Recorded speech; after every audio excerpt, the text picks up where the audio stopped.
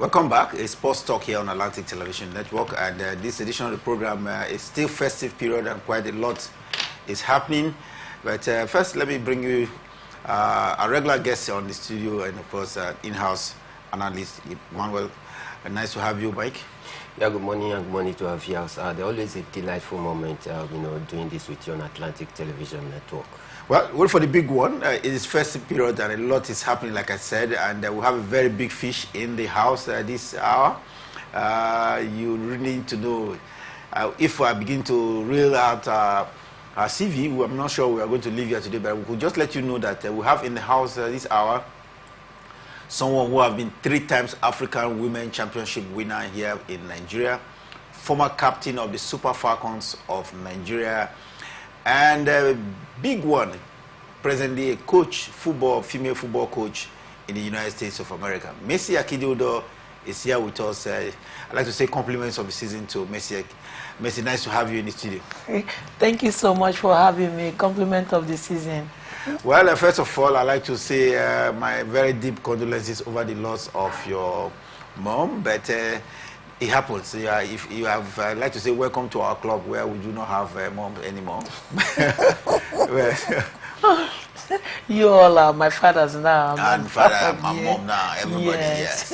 Well, away from that, we'll get to Messi in a short while, but first let's get started in tennis. And talking about tennis this hour, it's been praises galore for the sponsors and organizers of the 2nd edition of the African Table Tennis in Diaspora Tournament, currently ongoing in Ibadan. The table tennis section of the recreation club out there is having this tournament, and they are full of praise because it doesn't come easy with a tournament of this nature being organized by the International Table Tennis Federation. Mike, this is the way to go. Tournaments of this nature, seeing young tennis players being discovered and put up to limelight. Yeah, I think for me it's a nice one, but I would have also preferred if it is done quarterly, annually. It would be okay, not just because of the Yuletide period, and that is the reason why they are running around to put this together. It should be consistent so that we can also give that great opportunity to some of the young gems out there, to also continue to hone their skills and also grow their talent as well. But I tell you, it is a nice one by the Diasporas Association. I think it also feels good to give back to the society where you came from, because actually they came from somewhere before leaving the shores of Nigeria for greener pasture. It is also very commendable that they also have to think back and give back to the society where they came from. But like I said, we need to do this consistently, so as to also give the younger lad the opportunity to also continue to develop their talent. We're talking about giving back to society where they come from, and that helped me to bring in Mercy Akidiudo. Like I mentioned to you, a former Super Falcons captain and 3 times winner of the African Women Championship. Won this, won that. Presently a football coach in the United States of America. Basically, you are in Nigeria for multiple reasons. He talked about giving back to society. Is there anything you are doing to giving back to the society? You've been around for some time now, and you continue to carry the flag of Nigeria. Yes, so I'm giving some scholarships to young girls because I want to give back. Right. And that's how I went to America, by playing. So I want to give back to the girls that are looking for brighter future. We have to empower women. The girl child never has anything. They're always like looking for the professional boys or boys that can go professional. everybody do things for the boys, and yes, mostly they do for the boys because they think that the game is just for the boys, but the girls can also play as well. So I'm here to scout for talent, good players that has their certificate. Either you already have your YX certificate, right, or you are about to take your YX certificate to take them to America and give them some scholarships so that they can gain knowledge, not just playing the game of football, but also have something up there when they done playing, they can be useful in the society and try to give back to what I want to give to them. So we are starting, I'm starting it January 4th and January 5th. So it's 2 days sections. It's twice in a day, from 9 a.m. to 11 a.m. and the second session will start from 3 p.m. to 6 p.m. Both days. So if you are interested, you have a girl child that have already done their WAEC or their GCE, how they call it, they can come and take part. Not beginners though, right. People that already knows how to play, okay. Because the colleges are looking for talent. They want to empower young African women because that's how they saw me when I was playing for the national team. But their platform is not through the national team, but through me, so I can take them there. So the more good players that I bring in, the more colleges that will reach to me to bring players to them. Okay, Mike, you just had Messi talk about giving back to society and getting the girl child an opportunity to study and your skills, play football in the United States of America. What do you make of it? Do you think this is the way to go, especially the fact that, like she mentioned, the girl child do not have many opportunities like we often know of the boy child? Yeah, I think that is true. Most times, you know, the boys child, they have plethora of platform for them to also exhibit their talent, but most times certain factors tend to limit the girl child and make them as though they are, you know, not up there with the boys child. But I think for her to, you know, put up this magnificent idea, it is very commendable. Not just you playing football, but then the educational angle of it is very key, because you need education with whatever thing you are doing in life. You must attach that educational importance to it so that you could go far. After done playing, after done hanging your boo, what next? Do you have a second address? Is there anything at all that people can rely on you that you can do outside of your playing career? So for me, I think it's very, very crucial, and must also commend her for the, you know, idea, because there are not too many people that also told this very idea. For her to think of such, I think we need to also give her, you know, kudos for thinking outside of the box, not just giving back to the society, but vital tools, because education is the bedrock of the society. When you educate a girl child, in fact, you are educating the whole nation. Girl child have opportunity of getting educated, and of course, by extension, educating the nation as well. Messi, you were spotted in the Kana local government area yesterday, and in a tournament that is culminated into the final. And yeah, did you see any girl that you think is of quality, that is that fits into your talent hunt, so to say? Yes, thank you so much for inviting me to Kana local government yesterday. It was an exciting one for me. I saw two players when the girls were playing, Rita and Ruth. Yeah. So both of them are going to join the Port Harcourt group, and then we'll go from there.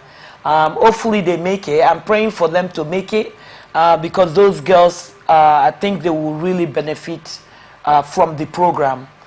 Just looking at the talent that they have, They just need some brush up, like training. And I think if they get there, they will be very successful. Because I know the Ghana ladies, women, are very hardworking. And I can see it on the pitch right there because they worked so hard yesterday. Opportunities abound now for the girl child. They have to turn up and now see whether they can make it. They have a chance of going to the United States of America to hone their skills and at the same time go through school. Messi Akidi, like we told before, is former national team captain for female here in Nigeria, top goal scorer in our playing days, and now presently coaching the United States of America. Messi, you are in Nigeria, Super Falcons of Nigeria. Not the kind you expect your days, winning the Nations Cup as if it was your personal trophy. What is going on with the Super Falcons? Can we get some Williams out? Oh my goodness, you're putting me in a hot spot right now. Well, one thing I would say is a stable coach. You know, they don't have a stable coach. Randy just left. Right. Now they have a local coach. And it's not a bad thing to have a Nigerian coach coaching the Nigerian side. But just going into circle of coaches in couple years is not an ideal thing. I know everybody wants success. Everybody wants to, you know, put themselves with the winners. But you have to put money to get something. You have to empower these girls, play friendly games, give them a better environment. Not when you invite them for 2 weeks, you want them to do magic. Like, look at the Moroccan, I still use the Moroccan program because me just seeing that Moroccan team, that coach, what he played in Morocco, he knows how the system runs, and he also knows what the Moroccan team needs. You know, if a coach give an FA their plan, they should allow the coach to execute the plan, not jumping in to, you know, when they say too many cook make the soup go bad. Right. You know, allow the person that you've given the job to do their job. And then when they don't carry on the job, then you can come in. But no, Nigerians' own is not like that. Once they give you the job, they're on top of you. They want you to do this, they want you to do that. Then they have their own players that they want you to bring in. And by doing that, you are already disrupting the program. So for me, they should give the players outside the country, it's not that they are not good, they bring experience. Because I play outside the country, right. I know the experience that I brought in, the anger, like you don't want to get hot and go back to your club side. Because we know, we the players, that when you get hot, especially in Nigeria, your case, if it's a serious injury, your case is over. But if you have it with your club side, they will take care of you. So we look at the 50-50 side. We want to play for Nigeria, but the care is not there. It's not like the male side. Look at how much they are giving to the boys, and look at how much they are giving to the girls. So if, as a girl, if you have an injury, you are done. You know, and if they don't take care of you, you are done. So the girls are being careful. They have their own career to protect as well. So when they come to Nigeria, and you know, African football is different from Europe football. The way we play, the way we tackle, the way we hit each other is like there's no tomorrow. But you play today and play tomorrow, you know. So, but what I would say is that the girls that have been given opportunity to come from outside to play, to carry the touch that we carried, that is still like making Super Falcons look like Super Falcons. They should carry on the touch, because the way that they play when they go outside the country or when they play in Africa is a different ball game. Morocco, talking about Morocco, look at Morocco. How long is their program? But look at what Morocco did. Morocco came second in the AFCON. Right. You know, but their program was not that long, but they put money, the infrastructure, where they practice, the environment, You know, you have to, some of the players, there are players that mentally, if they are not in a good environment, you can't get anything out of them. You know, so just seeing that Moroccan team, and even South Africa, that is our own sisters too. South Africa, we used to beat South Africa, but look at South Africa today.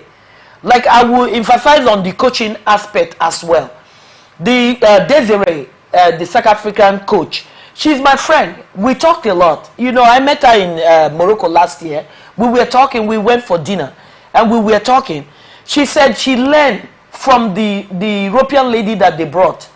They put her to assist her so that she can learn. Yeah, so that she can learn from her. So if they want our Nigerian coaches, and it's not that we don't have female coaches that can do this job, but they just have to trust them.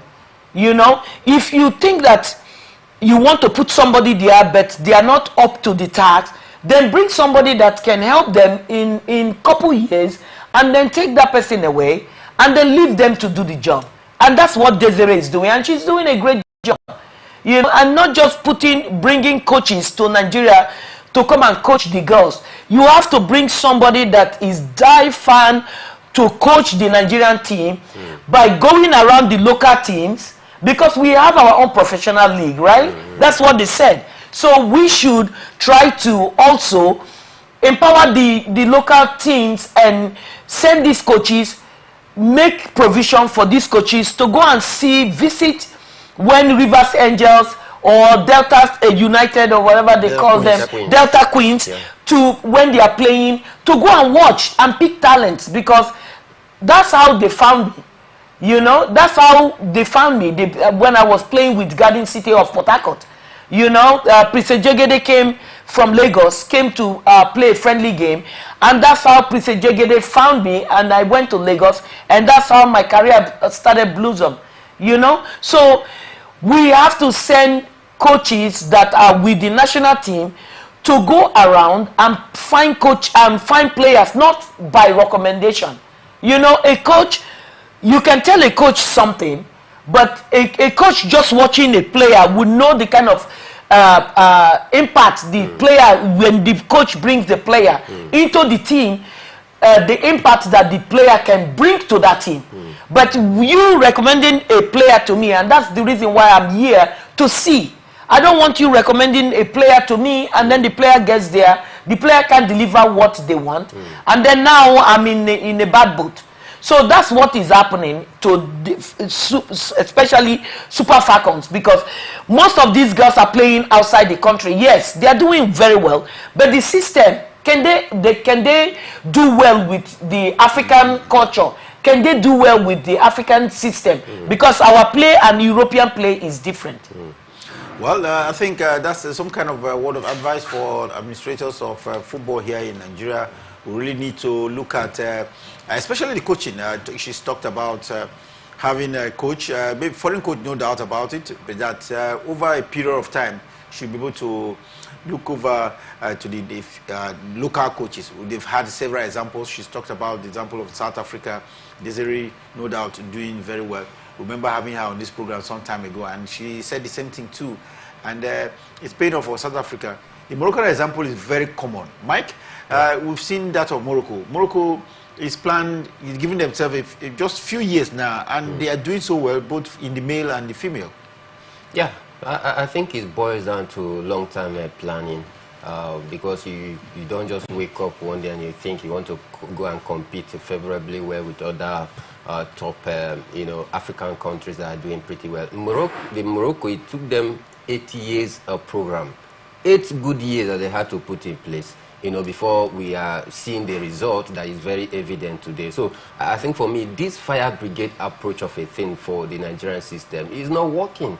It's not working. We need to go back to the drawing board. We keep talking about the drawing board, time without numbers. But then the truth is, if we want our football to develop, especially the women football, we need to at least start from the scratch. We need to give it 6 years, 8 years program before we can actually get a positive impact. Because if you take a look at the Super Falcons, the record we've created, I mean, when you talk about African football, most of the Western world, they look up to Nigeria. But in the recent time. Look, as though Nigeria, we are struggling. We come against South Africa, they beat us. They come against Morocco, they seem to be dictating the pace for us. No, it shouldn't be. We have the talent. We have everything that it takes to excel. But then, you look as though our administrators, they are not doing their part effectively. And that is why you look as though the Super Falcons, you know, we are not up there. Look at the last Olympic game we went. It was such a shambolic display. Such embarrassing. The Moroccan ladies have not been there. They went there and they, in fact, they surpassed expectation. It's not a rocket science. It's not magic. Well, but first, let me just bring in Messi here. Messi, in your days, the Super Falcons dominated the continent of Africa, you know, for many years. Was it about the talent you girls brought to the team, or it had to do with administration? Because I seem to be lost on why we dominated so well, you know, when you were playing and captaining the national team. But nowadays, we look to be, you know, play almost second fiddle.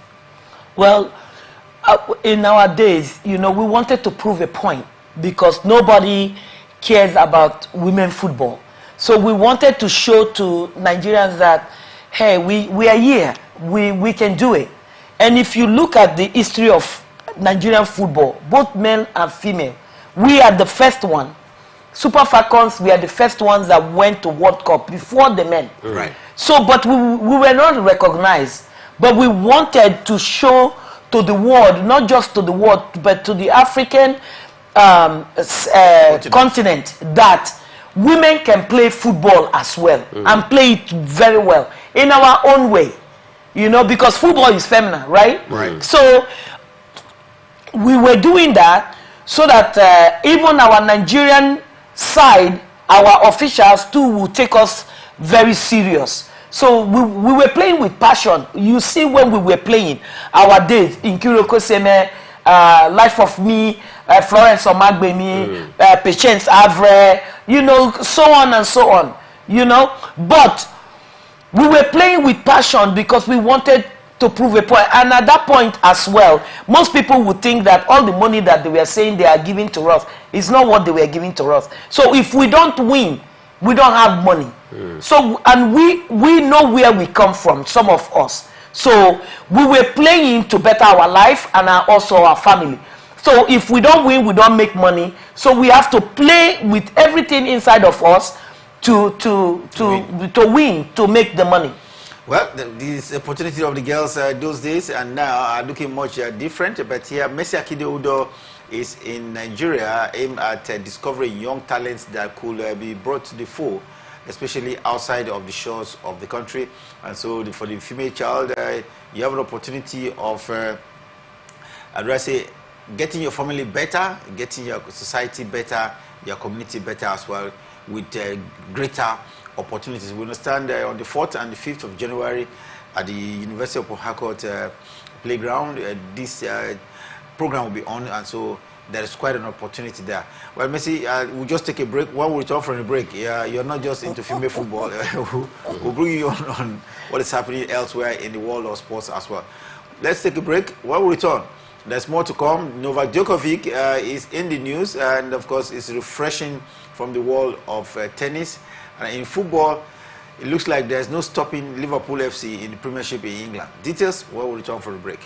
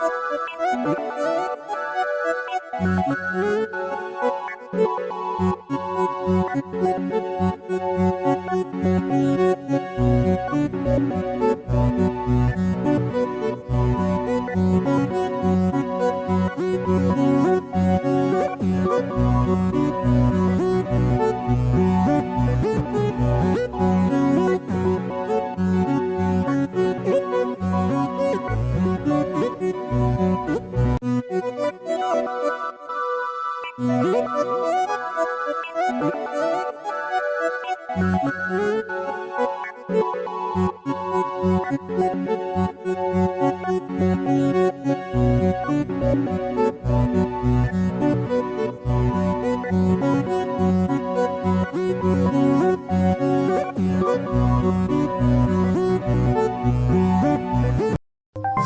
the lines across the ocean to the land beyond the mountains, through the Sahara, we bring all the sport news, live analysis, expert discussions on trending stories in politics, business, socio-economic, sports, and documentaries. So catch all the updates on the happenings around the globe. Stay focused on the fact today, only on ATN.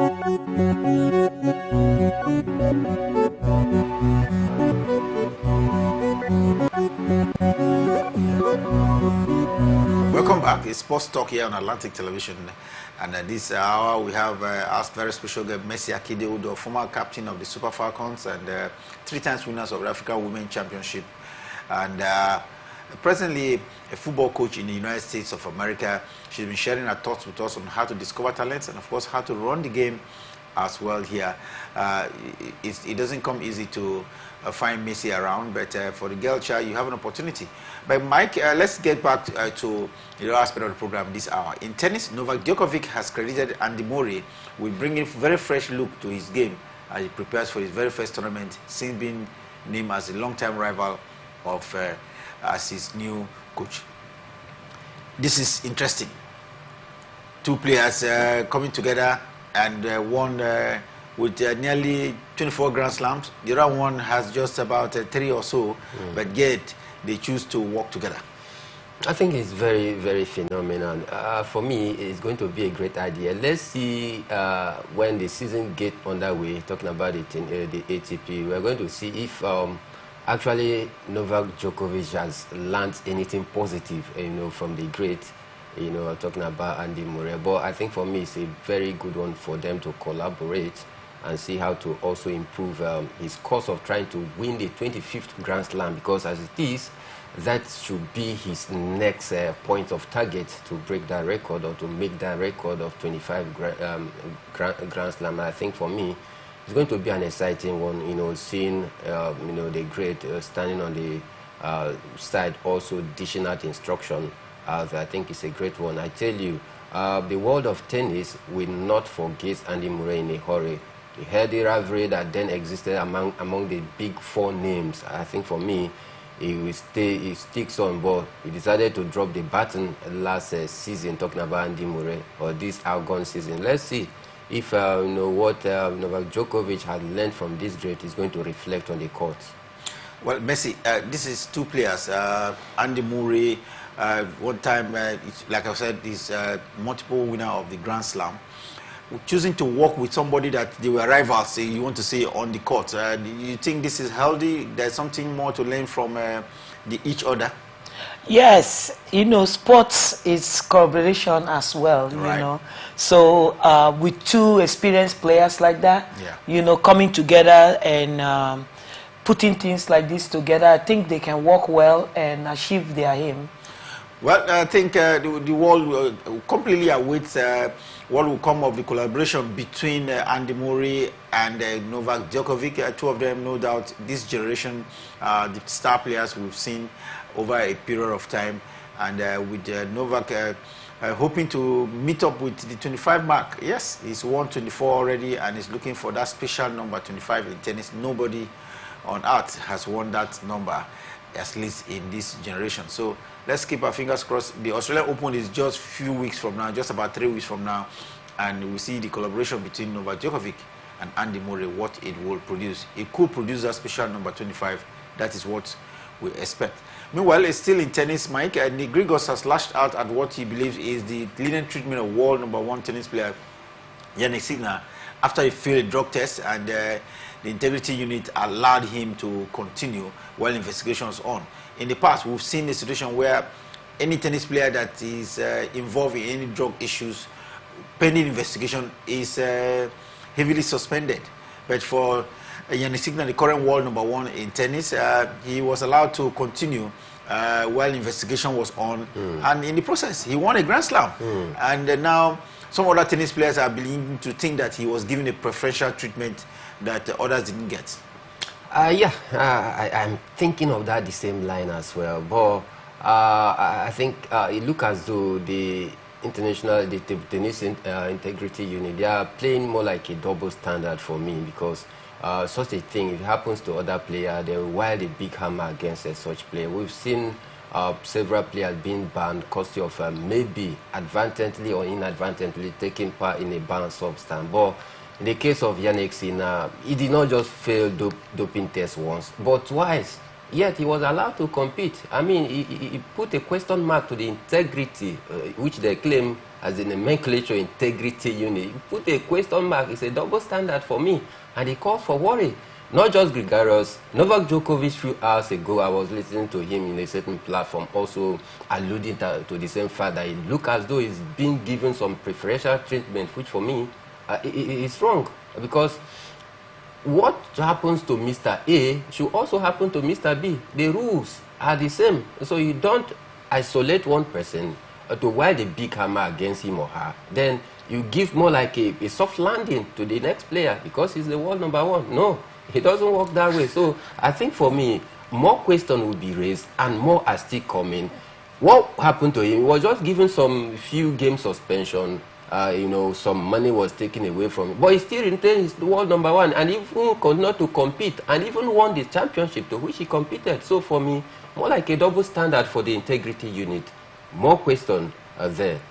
Messi, do you think this is fair? Some other players are treated differently, and in this instance, the world #1 Jannik Sinner treated differently. I don't think so. For me, I think that maybe the drug personnel is what they stated, right, and the reason why whatever is in his body, yeah, if he knowingly took it or he does not, then they will sit as a panel, right, to discuss it.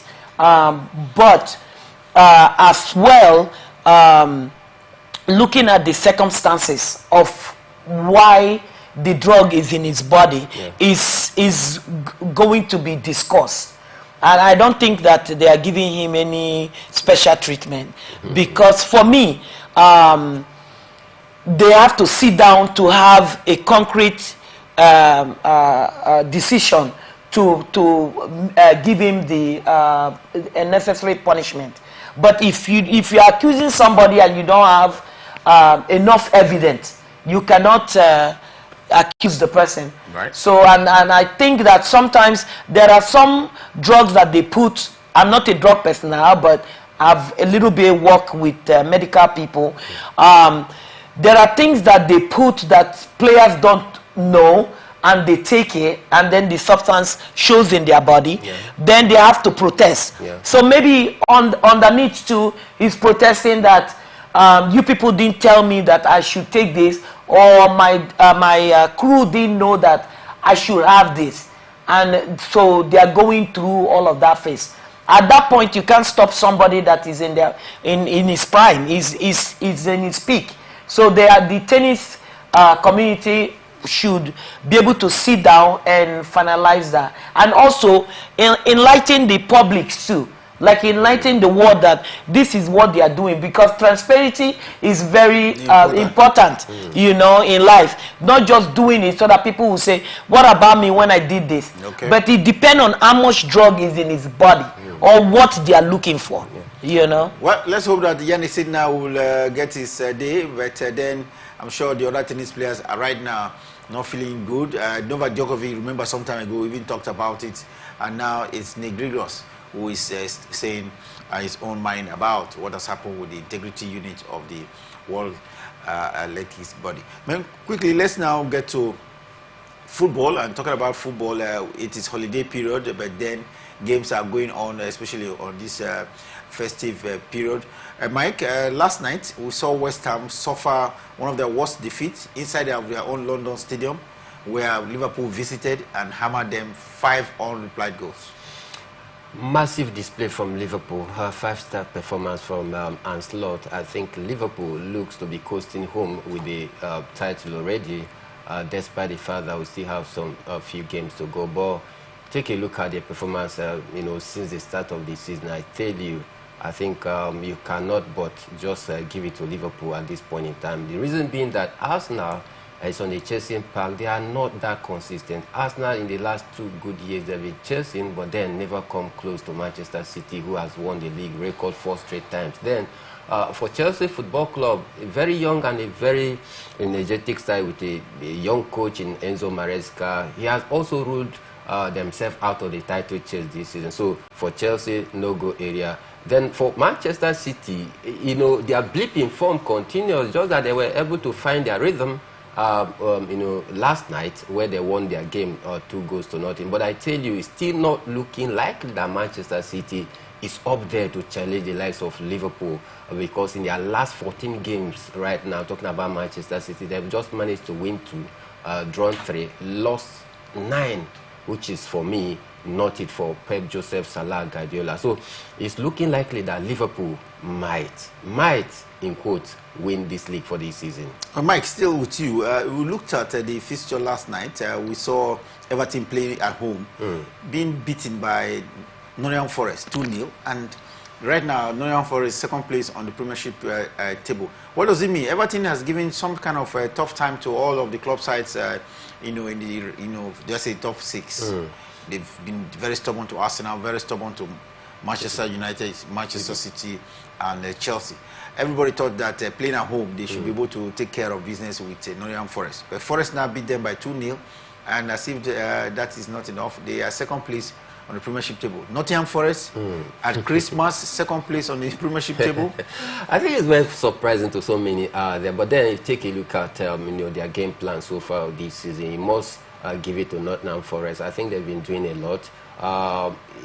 Beating the likes of Everton, a very stubborn and a very resilient Everton, that when they come up against the big guns out there, they are always very difficult to beat. This same team, you saw how they were able to snatch a point away from Chelsea, gave Arsenal a tough time, Liverpool as well, even Manchester City. But coming up against maybe, quote, the middle table teams, forget the fact that Nottingham Forest, they are riding right now. The truth remains that Nottingham Forest, you need to give them credence of what they are doing so far. So their win over Everton is not a fluke. It actually tells you that indeed they are in for the season and ready to make an impact. But I can tell you for sure that a time will come when push will come to shove, they will definitely find their way. I do not see Nottingham Forest qualifying for the Champions League. That is by finishing at the top 4 this season. We might just say, okay, at the end of the season, they might get European continent. But for the top 4, I do not see them in that mix. Well, if you follow Premiership in England tonight, Ipswich Town will take on Chelsea. But the most important cracker a lot of people want to see tonight will be the one at Old Trafford, Manchester United against Newcastle United. Messi, you have a husband that is crazy about Manchester United. So what's in the conversation like? This season, Manchester United is not getting it right. It's been difficult at home. He has sleepless nights. I can't ask him for anything. Manchester United, what is going on? They have a new coach, but it looks like he's not working. Messi. No, I don't know what is going on. It's not that they don't have the quality players. They have the players, but there's something that is missing in them. And that's the thing that me and my husband, when we sit down, we talk, he was like, man, you try to pass here, another one is coming up. He calls it the old woman rapper. You try to stitch this one, and then the other side will open up. So I don't know what's going on. Is it the dynamic of the team, or they don't have team chemistry. Because sometimes, you know, you have a good players, but the team chemistry, if the team chemistry is not there and the players are not together, there's nothing that you're doing that is going to work. Well, Manchester United fans, let's hope tonight will be better at Old Trafford, but we've seen a situation where the Old Trafford is no longer fear. Some team just come and beat Manchester United, but hope tonight they will get the best of the result. That will be it for this edition of Sports Talk. Many thanks to Messi for coming around. Messi, I wish you can always come to the studio here. It's always lively moments where we'll find you around, but wish you the best of luck. Aim at discovering girls, the girl child, for better education and better exposure in football as well. Thank you very much, Messi. Thank you so much for having me. I'm so grateful to come back home to do this for these young ladies. Well, young ladies have opportunity of traveling to the United States of America, courtesy of foundation of Messi Akide Udo, that is combining education and football. That will be it until we return your way again. Remember, at 6 p.m. Nigerian time, there will be Sports Extraordinary here on Atlantic Television. Until then, remember, peace and unity are clearly pathways to progress. Always enjoy here on Atlantic Television Network. From the lines across the ocean to the land beyond the mountains, through the Sahara, we bring all the sport news, live analysis, expert discussions on trending